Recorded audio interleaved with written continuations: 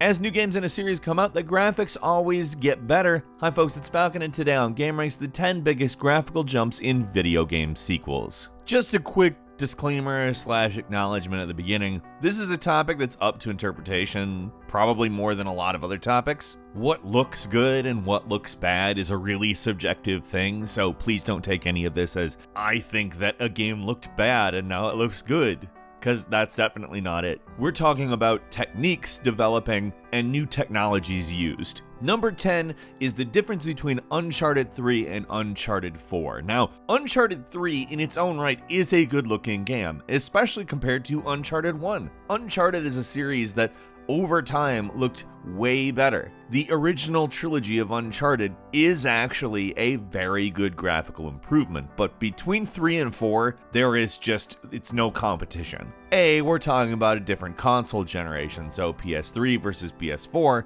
and where Uncharted, Uncharted 2, and Uncharted 3 were all released about 2 years apart. Between Uncharted 3 and 4, there was about 4 years, and it all showed a lot. The amount of work that went into Uncharted 4 is just obvious in every moment of it. And that's not to say that, again, the original games in any way seemed as if more work could have gone into them. But Uncharted 4 is the end of Nathan Drake's arc and therefore kind of the swan song of that story. So the fact they spent way longer making it into a big, polished extravaganza of showing us what the PlayStation 4 was capable of makes perfect sense, especially considering it represented the largest single software investment that Sony had ever made. They didn't give specific numbers on exactly how much money that was, but they did say, this is the most we've ever spent. And it's not just that it's more detailed and that there's more polygons and that the animation is so much smoother and more realistic.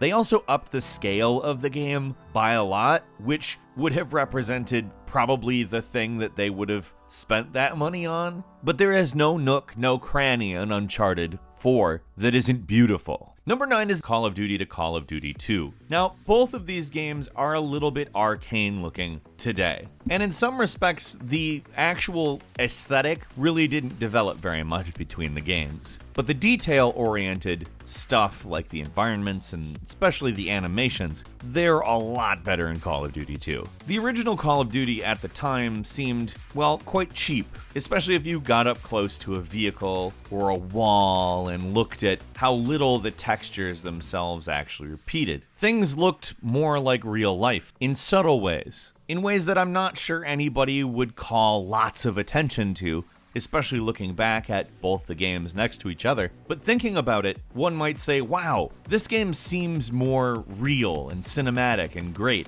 Number 8 is Resident Evil 3 to Resident Evil 4. Now, Resident Evil 3 is actually a pretty good looking game when you consider exactly what it is.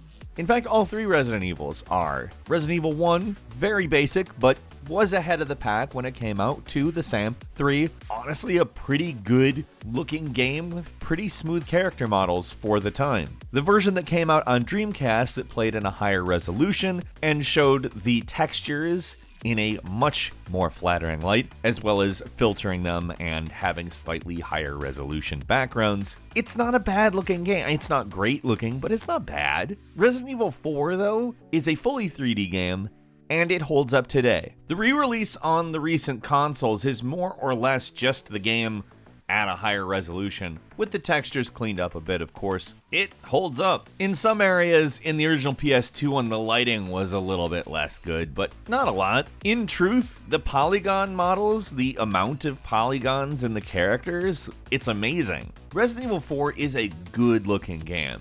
Now, in 2019, if you consider when it is from, which is well over a decade ago. And when you think about it relative to Resident Evil 3, a game that used very low polygon models compared to this, I mean, compare it to the previous Resident Evil games, it's a pretty big upgrade, but with static backgrounds and those low poly models going to this, it's amazing. Number 7 is the difference between Halo 2 and Halo 3. Now, just looking at them, you can tell that there's a huge jump. Halo 2 is arguably still in the simple game graphic era. For one, character models are significantly better looking in Halo 3. Not just in polygon count, but in texture, in how the armor itself actually shines. The armor itself appears to be made of several different materials as opposed to just a thing with a texture on it. And Halo 3, without getting into too much jargon, seems like a lot more than 3 years passed in making it. But that's exactly how much time passed. Of course, they are on different console generations, and Halo 3 is intended to be the kind of tour de force, hey, look what we can do, but the difference is staggering between these two games. It's even more apparent in the multiplayer levels that actually got ported to the new game, which actually look pretty good even today. Considering they were designed in 2004 and earlier, to have them hold up in a version of them today just shows how great the graphics are in that game. Number 6 is Grand Theft Auto 2 to Grand Theft Auto 3. Now, let's just go ahead and say how obvious it is that these are massively different. Grand Theft Auto 2 is a 2D top-down game with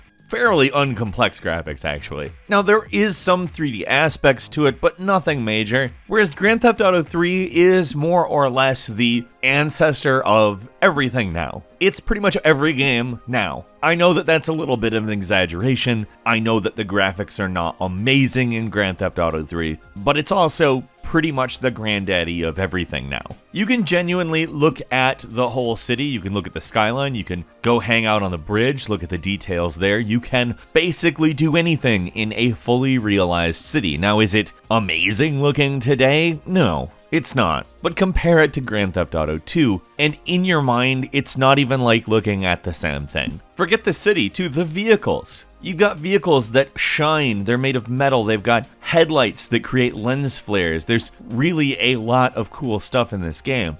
The weather, the rain. I know that it's not that impressive today, and it's not even the best looking game of the time, but at that scale, to have all of that stuff to go anywhere in this, let's be clear, pretty darn big city, it's amazing.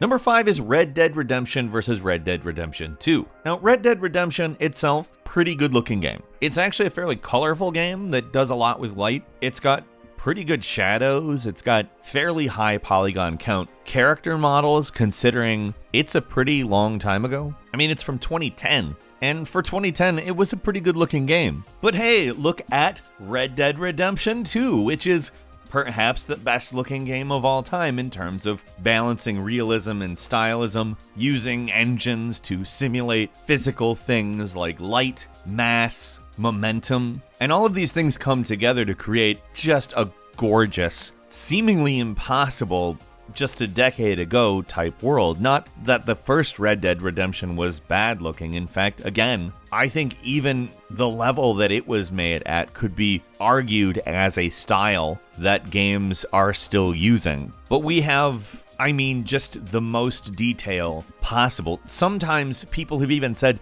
Red Dead Redemption 2 contains too much detail, as in some of the actual animation processes and things that you get involved in maybe could be a little less real and the game might be a little more fun. And I don't know if I necessarily entirely agree with that sentiment. The point of playing Red Dead Redemption 2 is to indulge the ideas of the developers and see if you like it or if you don't, and I certainly like it. But I do think that's an interesting observation, that a game maybe has become too detailed.